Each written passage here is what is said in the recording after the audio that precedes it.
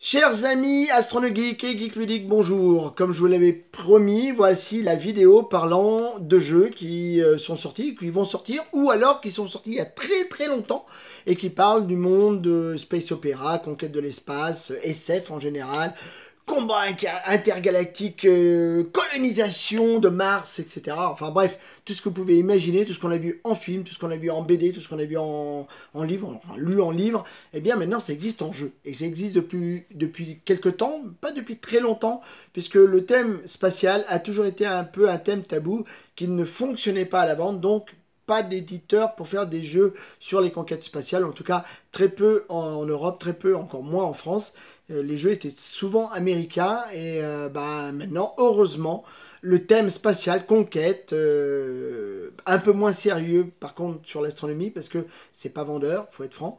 Mais par contre, du space opéra, des trucs de dingue sont en train de sortir, en train de se faire et je voulais vous en parler car je pense que le monde ludique chez les astronomes peut être un moyen de se faire plaisir et attirer des gens du monde de l'astronomie vers le monde ludique et inversement du monde ludique vers l'astronomie, hein, le côté ludique vers le sérieux vers le ludique. Pourquoi pas? Je pense que ça peut être intéressant. Donc, je vous avais proposé dans un ancien post, je vais y arriver, Terraforming Mars, qui est juste de la bombe baby, hein. Franchement, c'est nec plus ultra, mais là, c'est un peu velu, c'est du mouflu. On va commencer par ce que vous m'avez demandé, c'est-à-dire ce petit jeu qui s'appelle Tiny Epics Galaxy. C'est de chez Pixie Game et c'est l'auteur, là, je me souviens même plus, ah oui, Scott Almes qui l'a fait.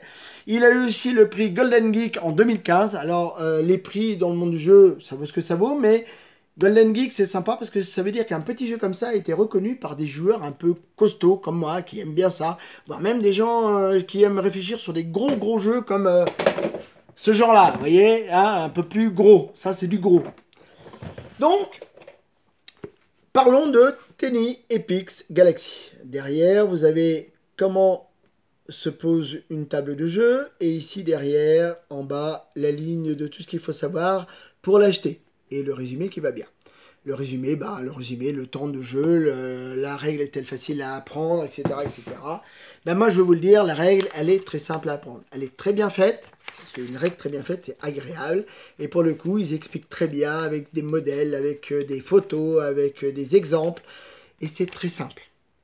Le jeu se joue en solo et il est très bon. En solo, il est très compliqué à réussir, puisqu'il y a plusieurs niveaux. Et même au niveau débutant, je rame, j'y suis pas arrivé. J'ose le dire. En mode duel, il est très bien, il est vraiment très bon à 2. À 3, il prend toute son ampleur, je dirais, puisqu'il y a l'interaction entre les joueurs, donc c'est vraiment intéressant.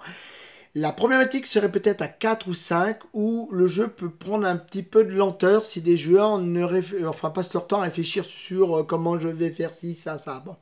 Donc c'est un peu le risque. 4-5, c'est un peu plus long, mais toujours aussi bon. Hein. Ça reste un jeu très bon. Le but, c'est d'arriver à 21 points. Le premier joueur arrivant à 21 points de conquête lance la fin de partie. Tout le monde finit son tour et on compte le nombre de points et on regarde si un joueur a plus de 21 points, enfin en tout cas est devant tous les autres. Ça se passe comme ça. Vous avez une galaxie et votre galaxie est trop petite. Ah oui, vous avez conquéri toute la galaxie, vous savez où se trouve le moindre bout de pierre, la moindre poussière, vous vous faites chier, votre galaxie est en train de... Enfin vraiment, trop petit quoi. Donc vous avez décidé d'aller conquérir quelques planètes dans d'autres galaxies, à l'autre bout de l'univers. Voilà une planète. Alors je vous explique rapidement, une planète, quand vous allez aller dessus avec vos petits vaisseaux, petites fusées, vous allez les faire décoller pour les amener sur l'échelle, ici, qui va vous permettre de la conquérir. C'est une course. Dès que vous avez votre fusée là, il va falloir faire avec les dés des petites phases de ce genre-là pour avancer votre fusée dessus. Le premier qui arrive dessus, puisque plusieurs vaisseaux peuvent aller dessus, vous allez conquérir la planète et vous aurez les points qui sont avec. Par exemple, là, vous aurez 5 points. Et donc, pour arriver à 21, c'est déjà une bonne carte. Vous avez aussi une phase qui permet à une fusée, quand elle atterrit dessus, de faire l'action. Et c'est une action qui peut être contre un joueur, pour vous donner plus de choses, pour enlever des choses aux autres joueurs. Donc, très important de savoir où on va envoyer ces vaisseaux. La mécanique est très simple. Vous allez envoyer des dés. au début que 4, et au fur et à mesure que vous allez grossir votre niveau technologique, vous en envoyez 5, 6, 7 dés, vous aurez plus de vaisseaux, vous gagnerez plus de points. Vous allez donc envoyer vos dés, et chaque face, je vais vous en montrer, mais chaque face est différente. Il y a 6 faces différentes, donc 6 actions possibles. Voilà, allez.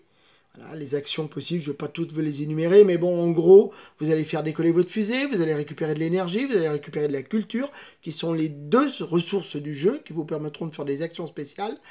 Vous allez récupérer, vous allez faire des phases qui vont vous donner la possibilité d'avancer votre vaisseau pour conquérir une planète, etc., etc., etc.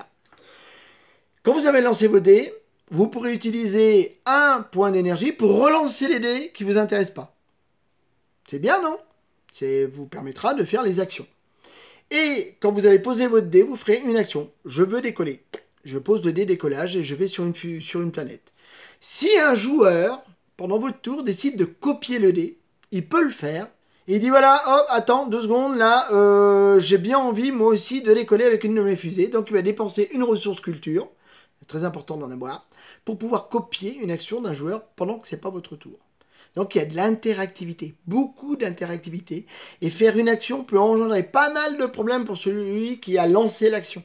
Parce que si vous lancez l'action intéressante pour un joueur qui peut la copier, eh bien ça peut lui permettre de gagner beaucoup de choses. Donc le jeu continue comme ça, vous lancez les dés, si vous avez de l'énergie vous pouvez les relancer, un joueur peut faire une copie de la culture et vous avancez comme ça.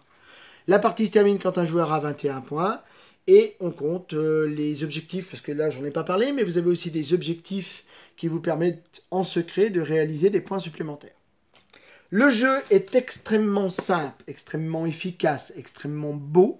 Il est intéressant, il est familial, mais pas que. Vous pourrez y jouer avec des gens qui voudront réfléchir autour de la boîte, autour de la partie de jeu, et vous allez prendre un vrai plaisir, parce que chaque partie est différente, et vous permettra de vraiment prendre un bon moment avec des gens, ou même en solo. Alors je vous le conseille aussi, pour l'achat, si ça ne vous intéresse pas de jouer avec des gens, ou si vous n'avez pas trop le temps, comme ça m'arrive souvent de ne pas avoir beaucoup de monde autour de mes tables, eh bien j'ai acheté ce jeu parce qu'il était déjà en solo. Et soyons clairs, la partie solo est très bonne. Je le répète parce que c'est tellement rare que maintenant qu'on fait des jeux qui peuvent jouer en solo, bah ça c'est très bon. C'est vraiment très bon. Et en plus, vous avez 5 paliers. Donc vous pourrez essayer 5 niveaux qui vont de débutant à hard. J'en suis à 10 parties en solo en débutant et j'y suis toujours pas arrivé. Soit je suis un gros nul, soit alors je ne sais pas jouer, je ne sais pas, ou j'ai pas de chance. Bon, comme c'est les dés, c'est certainement la faute à pas de chance. Voilà pour Tiny Epic Galaxy. Je vous conseille de vous dépêcher de les chercher dans les boutiques, soit dans les petites boutiques dans vos grandes villes, si vous avez la chance d'en avoir, hein. Soit alors sur internet, vous cherchez les boutiques en ligne. Alors pour ceux qui me le demandent, je mettrai des adresses. Je précise, hein, je ne vends rien, je ne suis partenaire d'aucun site et d'aucun magasin. C'est juste du partage, parce que je pense que ce genre de choses doit être partagé au maximum pour que le monde ludique s'enrichisse de nouveaux joueurs, et que pour le monde de l'astronomie, avoir des gens qui ont envie de s'intéresser à la chose, c'est très bien aussi. Merci de m'avoir écouté, bravo à la page Facebook, bravo au monsieur qui fait AstronoGeek sur YouTube, parce que moi je kiffe à mort ce que tu fais. Et je vous souhaite une bonne journée, un bon week-end, et puis la prochaine fois, on parlera peut-être de celui-là, qui est un jeu plus velu, mais ô combien, mais je dis bien ô combien, un putain de bon jeu, vraiment génial. Allez, je vous laisse. Moi, je vais aller m'amuser en solo avec ma petite boîte, et à la prochaine. Alors, comme dirait monsieur d'AstronoGeek, sortez et levez les yeux au ciel. Moi, j'aurais tendance en ce moment à dire, vu le ciel qu'il y a de merde et la neige qui est en train de tomber, eh ben, baissez les yeux sur votre table et envoyez votre esprit à travers l'univers. Vous verrez, c'est tout aussi génial. Au plaisir, merci de m'avoir écouté. Merci à toutes. Ciao et à la revoyure. Et surtout, paix dans l'univers.